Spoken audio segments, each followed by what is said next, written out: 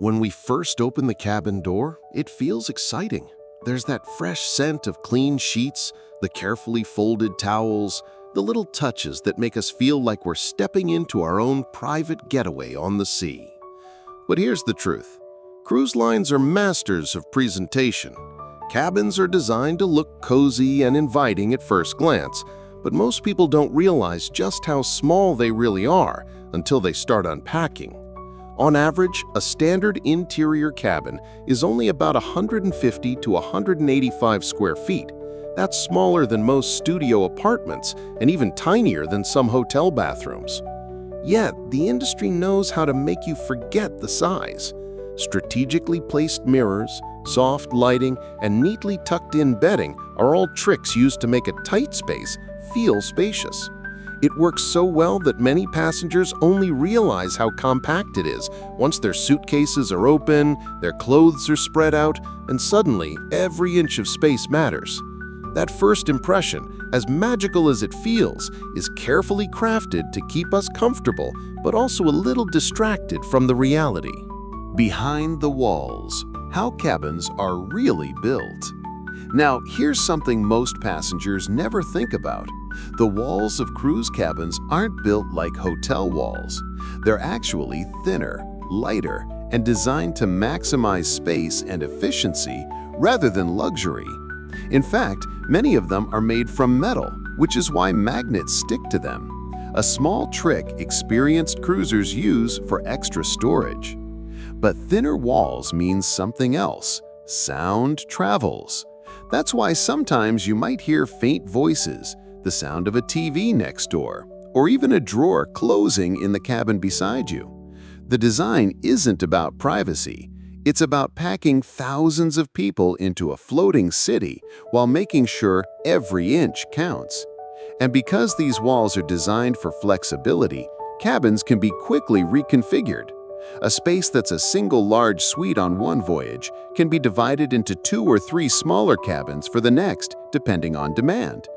It's smart engineering, but it's also a reminder that what feels like your private hideaway is part of a giant, moving puzzle. The illusion of fresh air. Let's talk about those windows and balconies. Passengers often assume every cabin has a view, but the reality is very different. A large number of cabins, sometimes more than half, are interior rooms with no windows at all. Cruise lines call them inside cabins, and while they're cheaper, they can feel a little claustrophobic for first-timers. To make up for it, some ships now use virtual balconies, which are essentially floor-to-ceiling screens showing a live feed of the ocean outside. It feels high-tech and exciting, but it's still just a screen. Even with real balconies, the experience isn't as private as it looks. If you're out enjoying the sea breeze, chances are your neighbors can hear your conversations, and in some cases, even see parts of your space. That sense of seaside escape is more of a shared experience than a private retreat. Still, it adds to the magic, because for many passengers, just the illusion of fresh air and open space is enough to make them forget how compact their cabin really is. Storage secrets that few passengers notice. One of the biggest surprises for new cruisers is how cleverly cabins hide their storage. At first glance, it looks like there's hardly any room for luggage, but then you start noticing the little details. The space under the bed designed specifically to slide suitcases, the shelves behind mirrors, the pull-out drawers tucked into the most unexpected corners. This isn't just convenience, it's necessity. When you have thousands of passengers bringing bags filled with clothes, shoes, and souvenirs, the cabins have to work like puzzles. Many passengers never even realize how much space is available. For example, on most modern ships, the bed height is purposely raised so that even the largest suitcases can fit beneath. Closets often have removable rods so you can adjust the hanging space. Even the bathroom, which feels tiny, is designed with little nooks and crannies for every bottle and toiletry. It's not luxury, it's strategy. Cruise lines know that the more comfortable you feel in your cabin, the less likely you'll complain about its size. Cabins aren't as clean as they look. Here's a part most passengers never think about. Yes, your cabin looks spotless when you walk in, but what you're really seeing is the work of efficiency, not perfection. Cabin stewards are responsible for cleaning anywhere from 15 to 20 rooms in just a few hours. That means while the sheets are crisp, the towels are fresh, and the bathroom sparkles, not every corner gets a deep clean. Studies have shown that cruise cabins, just like hotel rooms, can sometimes harbor more bacteria on surfaces like remotes, phones, and light switches than you'd expect. That's why seasoned cruisers often bring wipes to quickly go over high-touch areas. But don't mistake this for neglect.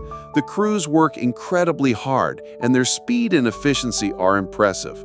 Still, the truth is, with the sheer number of passengers cycling in and out, cabins are designed to look immaculate, even if not every detail is perfect beneath the surface. The hidden economy of cabins.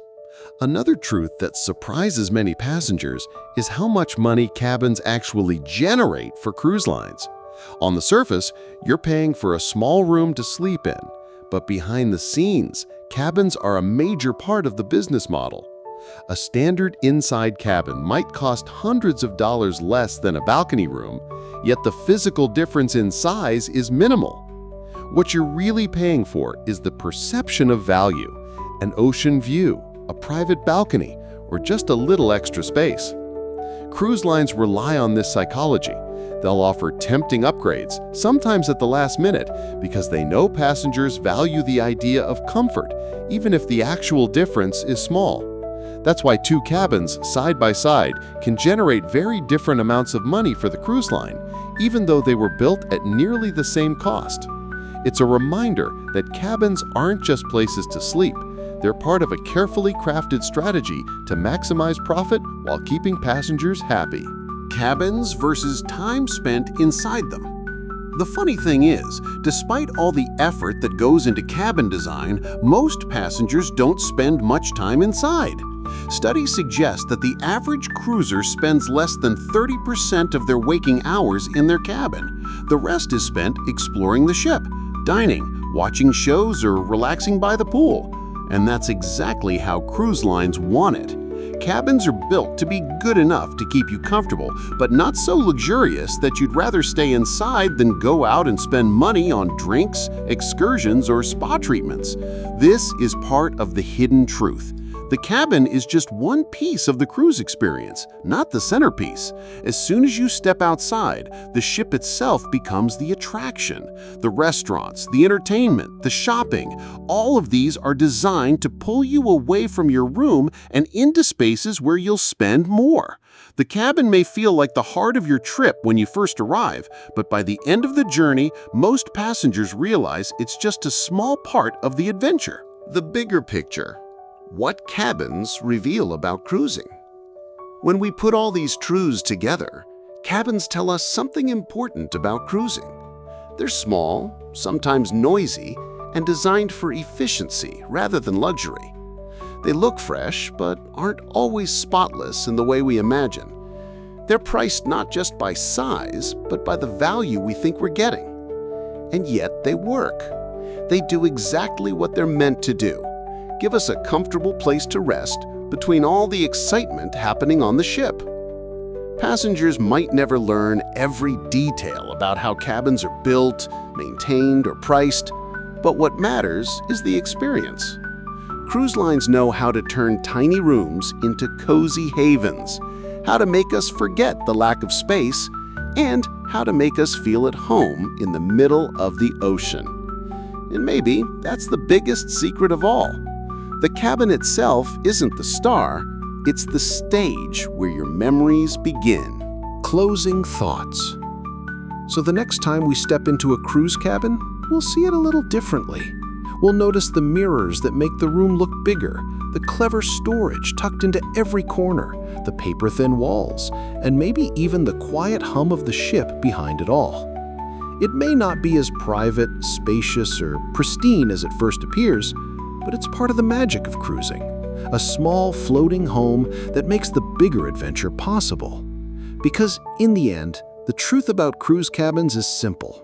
They're not perfect, but they're unforgettable. And sometimes, that's all we really need. Final thoughts.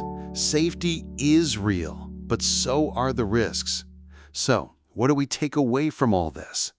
Cruising is still one of the most enjoyable ways to travel, and for the most part, it's safe. But like any form of travel, it comes with risks. Risks that cruise lines don't always emphasize.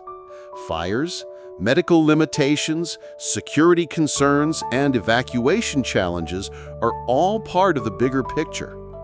Knowing these secrets doesn't mean we should avoid cruises. Instead, it means we should board with awareness. Pay attention during safety drills. Follow crew instructions, take precautions with health and security, and remember that the ocean is unpredictable. By being informed, we not only protect ourselves, but also gain a deeper respect for the complex world of cruise safety. So, next time you step onto a cruise ship and hear the calming announcements about safety and relaxation, you'll know there's a lot more happening behind the scenes than meets the eye. Don't forget about hidden fees. Even though cruises advertise as all-inclusive, there are plenty of hidden fees that catch passengers off guard. Service charges, gratuities, room service fees, and even soda or bottled water can come with extra costs. Internet access is another big one. It can cost over $20 a day on some ships. If we're not prepared, these little charges sneak up and add hundreds of dollars to the bill. Reading the fine print and asking questions before boarding can save a lot of frustration later.